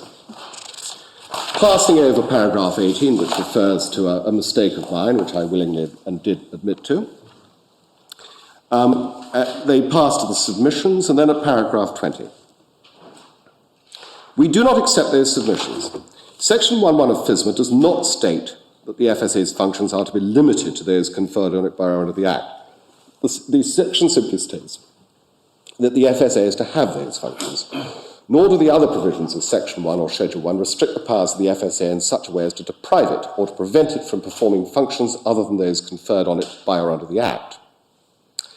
Section 1.4, which refers in the context of the Banking Act of 2009 to the functions of the FSA, whether generally or under this Act, and I've got to develop submissions about that phrase, plainly contemplates that the FSA has wider functions. If it does flag that, we say that's wrong.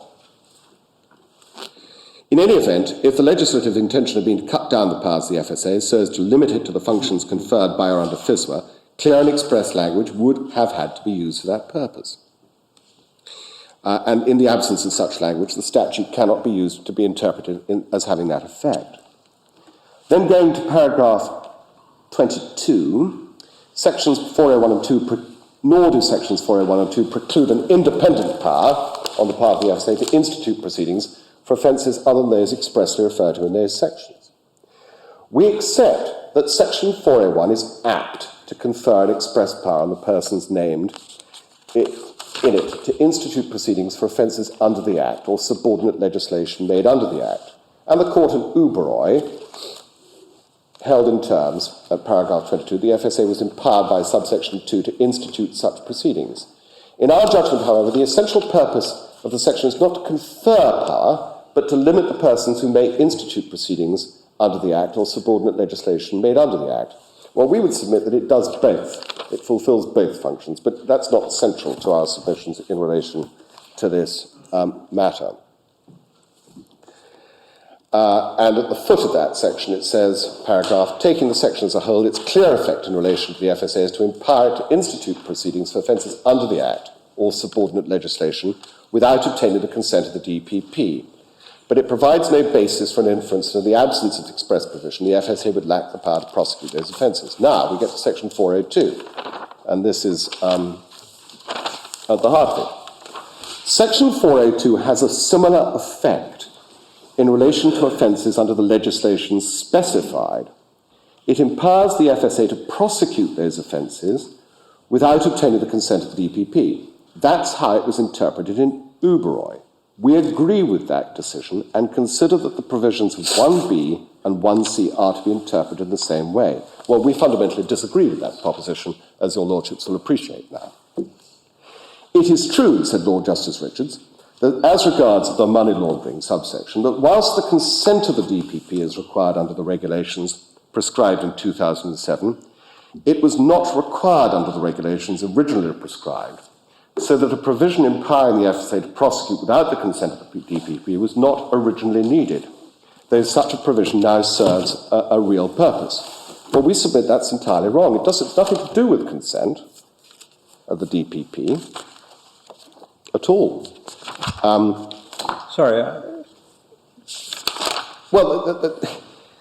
Under the new regulations, the FSA is by Regulation 1.2, and under Section 168, as we went through 402 and 417, empowered by the statute to prosecute for prescribed money laundering, prescribed for breaches of the money laundering regulations. Power to prosecute breaches of the prescribed money laundering regulations. It doesn't disapply any consent of the DPP. The DPP is merely one of those people who may otherwise prosecute, listed further on down the regulation. I can't see anything in the 2000. Oh, have I got the wrong regulation? It's the 2007 regulations. Lord. Tabs, is it 19? Tab 20? Tab 20, my lord. Well, we've never looked at tab 20. We didn't look at it, did we? Oh, I'm terribly sorry. Have we not? I think I may have been diverted at some point. Your lordship's quite right. We should look at it. Tab? 20, my lord. Which is the relevant one? Tab 20. These are the new regulations, my lord. I know, which is the relevant regulation. Well, my lord, if you'd start at page 257. I was confusing it with the counter-terrorist stuff. It says that, under the preamble, the Treasury or Government Department designated for the purposes of 2.2 of the EEC Act, or EC Act of 1972, in relation to measures relating to the preventing the use of the financial system for the purpose of money laundering. The Treasury exercised the powers conferred on them by Section 2.2 of the European Communities Act and by Sections 1684B, that's the investigation section, 4021B, that's the section under consideration, 417 and 428, those are the amending sections. Make the following regulations. Citation. These regulations may be cited as the MLR 2007, come into force on the 15th of December. 2. These regulations are prescribed for the purposes of section 1684B, appointment of person to carry out investigations, and 4021B, power of the authority to institute proceedings for certain other offences. I'm terribly sorry, Lords, I didn't realise that I'd overlooked this. So there we are, that's the effect. Now,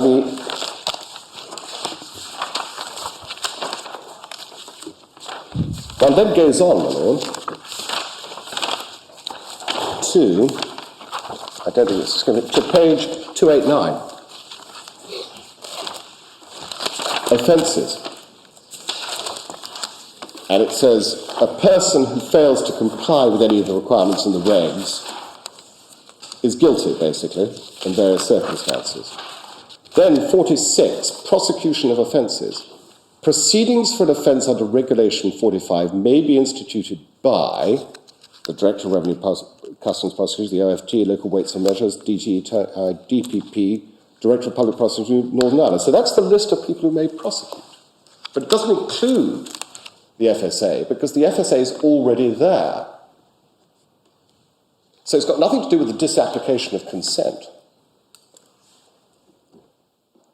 As Lord Justice Richards said that it did. Sorry, when you say the FSA is already there, it's there because? Of Regulation 1.2.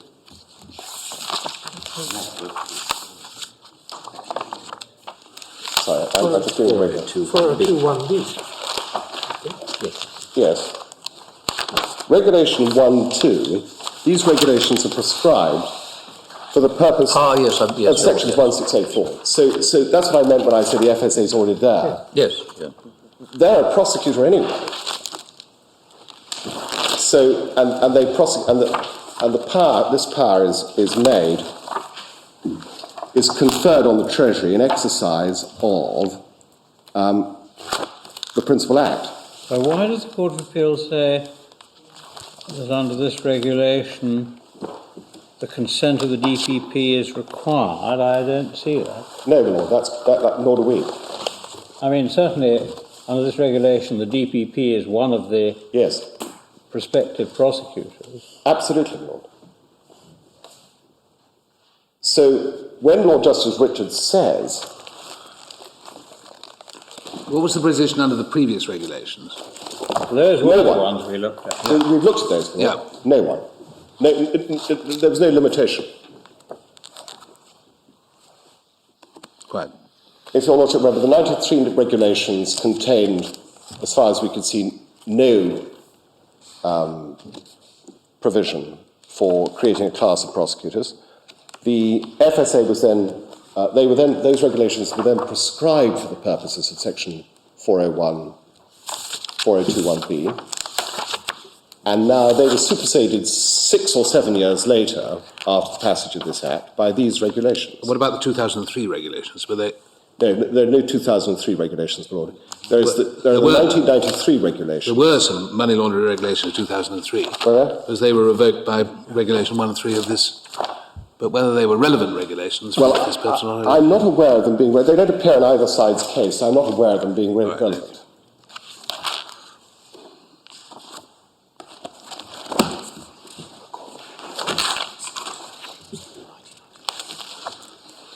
Yes. So, when one reads Lord Justice Richards, when he says, can a private person prosecute under this regulation? 2007. Under the 2007. Yeah. no, I wouldn't like to opine on that. It looks very much like a closed class. And if that's the case, it's written in exactly the same terms as Section 402. I suppose so, but it doesn't say may be instituted by and only by. But your Lordship has the point.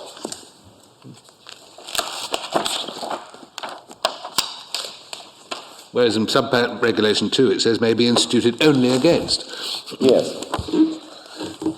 Well, proceedings for defence under Regulation 45, this is subparagraph 2, may be instituted only against a relevant person or where a person is a body corporate, a partnership or an unincorporated association. No, my only point was that if you wanted to say only, they could perfectly well, as they realised in the very next line. Yes.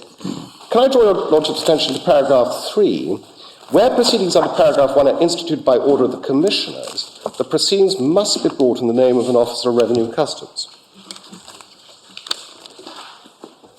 In section, clause 46, you couldn't really say proceedings for an offence under Regulation 45 may only be instituted by, because you've got the FSA. That's exactly right. But then you'd put it in. If you wanted to say that, It's you'd obviously already put it there, in. yes. They can't say only because they've already got No, but if they wanted to say only, unless they they could. added it to the list. Yeah. Yes, exactly. Which they did under the other statute. Yes, it's exactly right. Yeah. My point is, if they'd wanted to make it clear, they could simply have added it to the list. Yes. Well, anyway, that's so one goes back to what Lord Justice Richards says. He says it is true as regards subsection 1b that whilst the consent of the DPP is required under the regulations prescribed in 2007, that narrow point is incorrect. It was not required under the regulations originally prescribed, so that a provision empowering the FSA to prosecute without the consent was not originally needed, though now such a provision serves a real purpose. But it doesn't. It doesn't serve a real purpose. And then he goes on to say, moving on to subsection C, it is also true as regards subsection 1C that Schedule 7 of the Counter-Terrorism Act 2008 already includes the FSA in the list of those who may prosecute offences under the schedule, so that a separate provision empowering the FSA to prosecute without the consent is not strictly needed at all. The position is therefore untidy.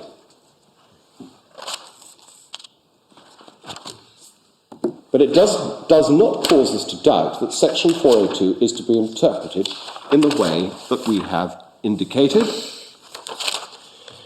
It doesn't warrant the inference that in the absence of express provision, the FSA would lack the power to prosecute the offences referred to it, or that the FSA lacks the power to prosecute other offences. For those reasons, we reject the appellant's contention that 401 and 2 create a complete regime.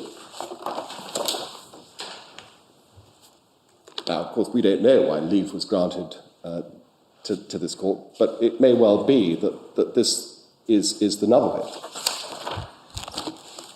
Because we would respectfully submit that in looking at these very complicated provisions, the Court of Appeal fell into error. And that Section 402 is doing something else other than disapplying the consent. So when I said, my lords, at the beginning of these submissions that one starts with Uberoi, and Uberoi construed the whole thing too narrowly, didn't look at B and C, and then the Court of Appeal built on it, they were building on slender and mistaken and weak foundations.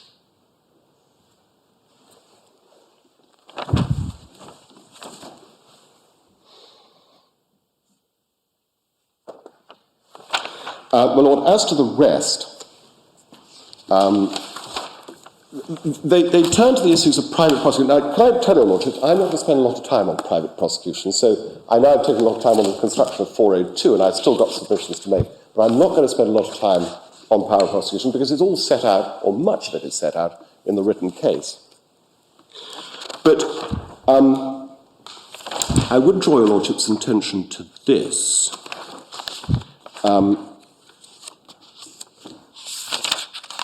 They reject my submissions at paragraph 31 about the enforcement manuals. I pass over that.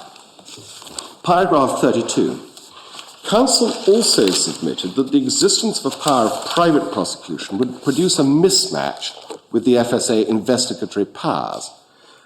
The powers of investigation conferred on it by Section 168 relate to the same offences as those in relation to which it enjoys prosecutorial powers under Section 401 and 2, and the absence of powers of investigation in relation to other offences was submitted to be an indicator that the FSA also lacked the power to prosecute such other offences. We're not persuaded by that line of argument. The right of private prosecution does not depend upon the enjoyment of corresponding powers of investigation, and it will be frequently the case that private prosecutor lacks relevant statutory powers of investigation. My Lord Lord Cloudsmore. Sorry, you must forgive me because I'm not familiar with the English law of private prosecution, but who can prosecute privately? I mean, do I have to have been the victim, or who is it? The basic law, I'll come to some basic propositions about private prosecution, but the basic law is that any individual may prosecute an offence created by a public general act. Any offence? Any. Yes. That's the basis on which the Israeli foreign minister is at risk of... Yes. That's it. So that's all. Yes, exactly. Yes. Whether that's desirable is a different matter. Well, that's enough. But that's the point. But I get yes. Anyway, can I come back to that in a little while? The point I'm trying to make here, though, is that Lord Justice Richards looked at the symmetry point as a point about a mismatch in relation to powers of private prosecution, whereas we submit that it's an aid to construction of Section 402, and that was not expressly referred to. I made submissions in the Court of Appeal that it was relevant to the construction of Section 402, but in fact, its only reference in the judgment is to the mismatch of powers of private prosecution. Perhaps Lord Justice Richards is right to do so, but that's the point I made.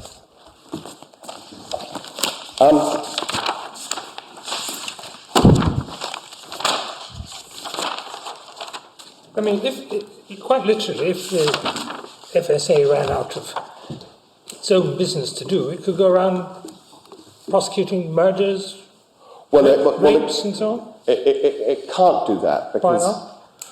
Because, my Lord, there's an argument about the values of the company, whether it's within the objects, the memorandum of objects of the company. It's just launching private prosecution.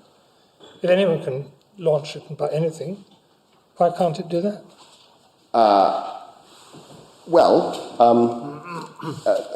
We would say the reason is because it's not one of the offences specified in FISMA. Yes, I know you did, but I'm just wondering if you're wrong on that. Is there I think Mr. Perry is going to say it can prosecute anything. It can do anything. Yes, I mean, and an employee of the FSA can prosecute anybody for anything. But whatever is in its memorandum. I'm sorry, Lord? Whatever is in the memorandum of the company. So, surely you need something in the memorandum. Yes. So that if the company was concerned with certain matters, it seems a bit odd that it would have power to go and prosecute people for car parking offences. Yes. Well, my Lord, Mr. Perry makes a point about the memorandum. The memorandum has been changed since FISMA. It's all set out in paragraph 6 and 7 of the Court of Appeal judgment. Yes. this is the point. Should I come to the right place? Because this is a point made. There's the case of Gladwin, which deals with the prosecution powers of a company. As Lord Justice Rose said, it's very rare for a non-statutory corporation to launch a prosecution. Very rare. And of course, this is as we now know, as we precisely say, is a private company limited by guarantee. Well, what we say is that FSMA has completely filled its functionality, so to speak, as a company. You have to go further than that. You have to say whatever the pre-existing legislation was, that too exhaustively indicated where it was open to the body or the predecessor body to prosecute. Lord, I'm not sure I do. Oh, all right. Simply for this reason, that FSMA really replaces the whole landscape. So you contemplate that it did have these powers, but they were removed. Well, whatever its powers were before FSMA have been completely replaced by the powers under FSMA. Is our submission, and intentionally so. Parliament was created. It would be a little odd if it in fact had a power as a person, as a private individual or entity beforehand. Absolutely. Would it? But if it didn't, on the other hand, have any power beforehand, well, then it didn't. In which case, it certainly wasn't created by FSMA. Now, my Lord, can I just turn to the case for the appellant, having laid the groundwork, and see where... Don't you trust Mr. Perry to deal with that? Oh, I'm sorry, no, No, you're...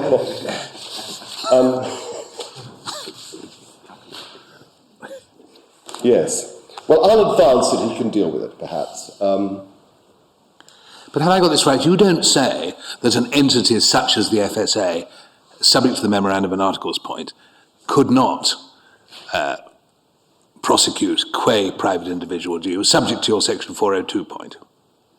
Just like the revenue has been held entitled to be a private property, and corporations well, the revenue have. is not entitled to it. Although the revenue doesn't prosecute, so to speak, anymore. As your Lordship knows, the inland revenue and the Commission's Customs Exercise merged in Her Majesty's Revenue and Customs, so the powers were merged rather uncomfortably. The prosecution powers were then hived off to the RCPO, the Revenue and Customs prosecution under the director of the RCPO. That directorate has now been merged with the Crown Prosecution Service. Well, I follow that. As of January the 1st.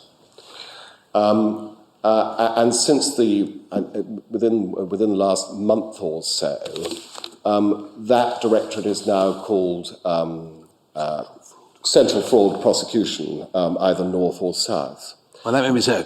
But do you say, though, that are you saying that the FSA is not a private entity which can, subject to your statutory construction argument, prosecute? It's a company limited by guarantee. Yeah. The question is, what powers does it have? We submit the powers are laid out as a complete suite in FSMA. And that's what the case is about. And that's what the case if you're wrong about that. If I'm wrong about that, I'm wrong, yes. And as I say, the whole thing turns on the proper construction of 402, in reality. Well, yes and no. Your case would be stronger if you could demonstrate that from the outset the FSA didn't have power to prosecute, and that the statutes that followed gave it limited powers. Well, if you can't say that, then the statutes seem to be framed in such a way as to make it more difficult to argue than they would be if they'd simply had said the only prosecutions that the FSA can mount are the following. I agree, my Lord, it would be. My submission in relation to the first point that your Lordship makes is that the only offences for which the FSA could prosecute are the offences which it obtained under delegated powers, either under the delegation orders or under the Banking Act. those were the powers that it had to prosecute. It didn't have any other powers to prosecute. It never did prosecute, but those were the powers it had to prosecute. So although I understand entirely Your Lordship's point, in our submission, Mr. Perry can't point to any specific powers to prosecute that it had. And the legislation that he refers to, the Mutual Societies legislation, is all brought in under the umbrella of FISMA by this massive order which Your Lordship has, and which you received this morning, where the functions of those other bodies were transferred either to the Treasury, the so to speak lawmaking power, or to FISMA itself. If I'm prosecuted by a company which, in excess of its articles, is that a point I can take? Yes. It is it? Yes. So it's not just a matter for the social shareholders of the company or whatever it is. I mean, can I Well, object? look at the case of Gladwin, Surely the best that could be done would be to invite the Director of Public Prosecutions to take the case over and stop it. yes. Well, that would be an immediate practical thing to do, my Lord. I mean, that's the principal control mechanism in relation to private prosecutions all throughout, isn't it? Yes, but you can also judicially review the decision of the magistrate, I suppose, to accept the information. Or you could run an abuse of process argument of some kind. Or do what? Or run an abuse of process argument.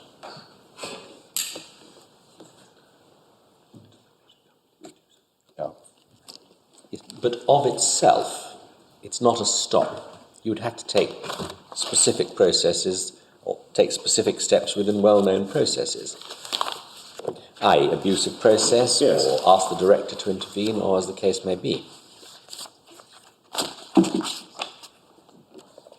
Yes, I mean, assuming the magistrate, the district judge, had accepted the information and issued the summons, that judicial act would have to somehow be reviewed by that court or another court, my Lord. The laying of the information is the executive act, which commences the proceedings. The summons which results is a judicial act. So one couldn't stop it, save by reviewing that decision.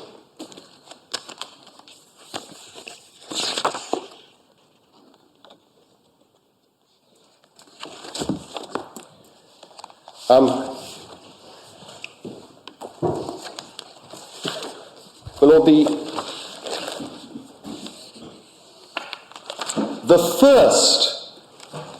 the first point raised by the case I've largely dealt with. That is to say, the contextual scene for the enactment of FISMA supports the contention that it provides a complete code for the powers and functions of the FSA. And I referred, the Lord, to the explanatory notes, the history of the FSA, the history of the regulatory authorities,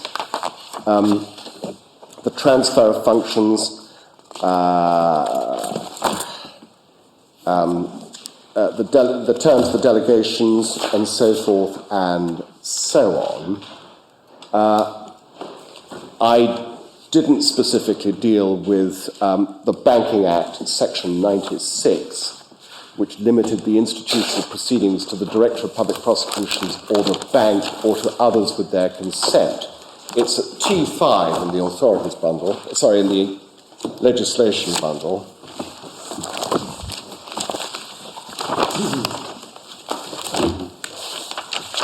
At Section 96. Well, we have looked at We did look at it briefly, yes. And at T8, the Bank of England Act, page 34, as is well known, of course, transferred it from other circumstances, transferred the supervisory functions of the bank to the Financial Services Authority.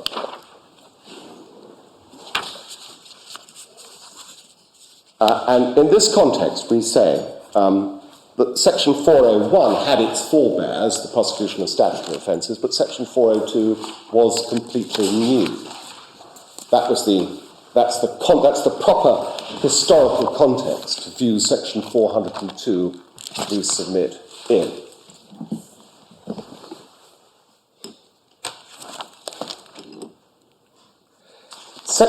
The second part of our case is very straightforward, and I needn't do anything other than refer your lordships to the way we put it in.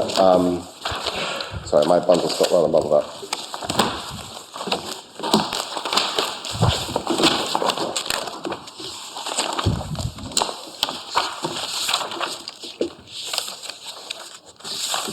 At page 4 of our case here. Section 1.1 provides that the FSA is to have the functions. Section 1.1 is at T10, page 54.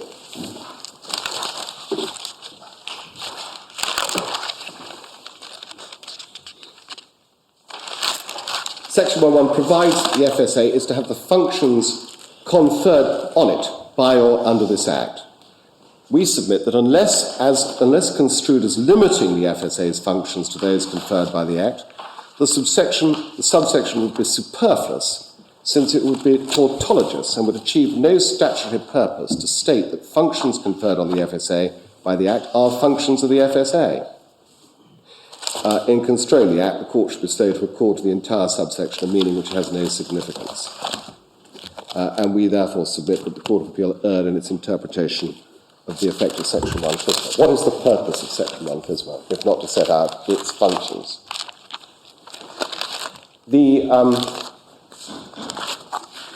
As to our third point, I've addressed your lordships extensively about symmetry and about injunctions, so I needn't cover that ground again. I don't know what time your lordship was thinking. Well, I think we've just about come to that moment. Yes. How much more do you think you have? Well, I would have thought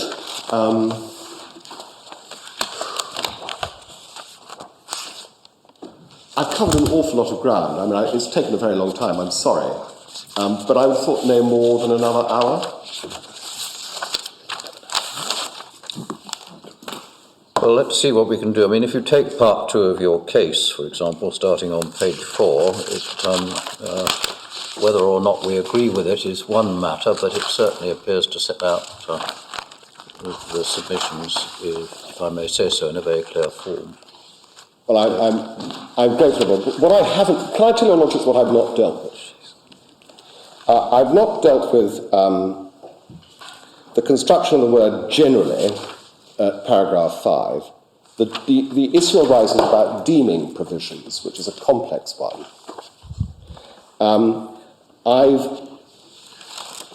I've largely dealt with point 7, which is to unpick section 402. 8 is largely dealt with, as far as I can see. 9 is the fallacies argument, which is very straightforward. And then the right to private prosecution, which is going to take a little time to develop, but I'm not going to go through all that case. I just want to develop a certain aspect of that in relation to the power of corporations to assist your lordships. Very well, we'll come back to it at 10:30 tomorrow. Well, I'm very grateful, Lordship. Yes.